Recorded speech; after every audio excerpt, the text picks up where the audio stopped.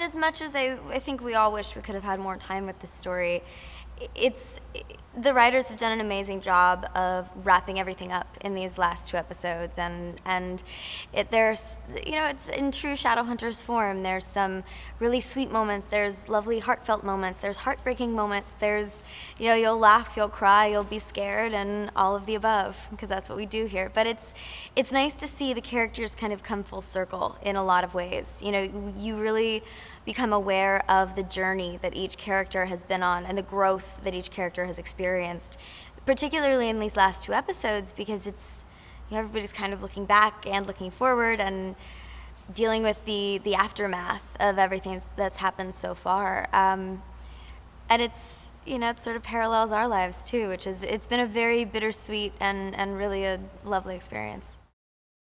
Playing Clary has been such a gift for me because not only is it a character that is so rich and has such rich source material, but the writers in the show, it's everyone's done such a great job of really crafting her story in a way that she's never stagnant. She continues to change, she continues to develop and grow and learn from her mistakes.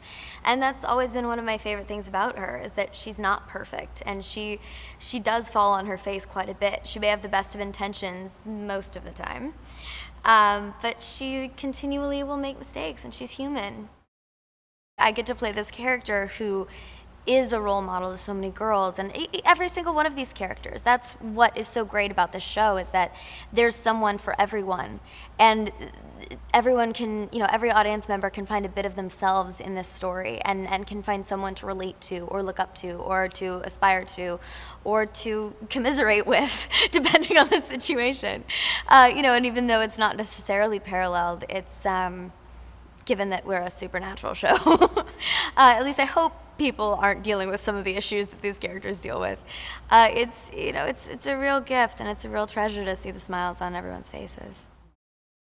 I hope that they're happy with it, and we've done some nice things with the ending. There are some things that they'll recognize from the books, the book fans. There's some things that they won't recognize from the books. There were, from the actor's point of view, there were some tears in the read through and stuff, and that's always sort of weirdly positive. Like, you don't want anyone to cry, but it's nice if people do. It means the emotions are in the right place. So I hope people enjoy it, because at the end of the day, we're working really hard on it. So I hope so. We're working to kind of round out this story, not just for ourselves, but for the fans as well. First of all, when I heard it was going to be 2 episodes to finish it off, I was like, how are they going to do that? And then during the table read, I thought it was just such a beautiful kind of bookend, I guess, like to the story and the way they wrapped it up. And it was like a lot of humor and a lot of tears and just, especially what the whole journey of this Shadowhunters and the shadow world. It's I think it's really beautiful, and I liked it, so I really hope that the fans will as well. Like is true and has been true for the last 2.5 seasons, things get worse before they get better. We start the season in probably the lowest point that we see Simon ever.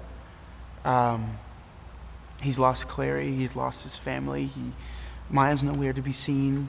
Isabel's been a great shoulder to cry on and to be there for him, but for the most part, he's like really trying to figure out where is the value in continuing this journey, and why did all of these things have to happen to him at the same time. And he still has the mark of Cain, so he still feels extremely isolated, and he definitely has to go through a lot to get back to the Simon that we originally saw, that was full of life and excitement, and even further to grow from that point and be a better version of himself.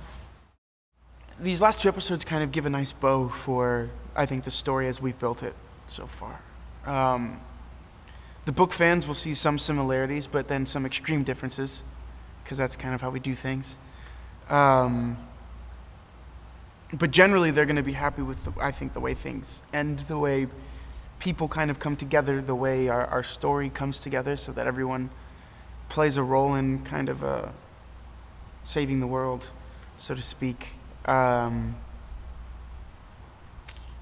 bittersweet to think about. It's been a really cool journey, and to think about it all coming to an end.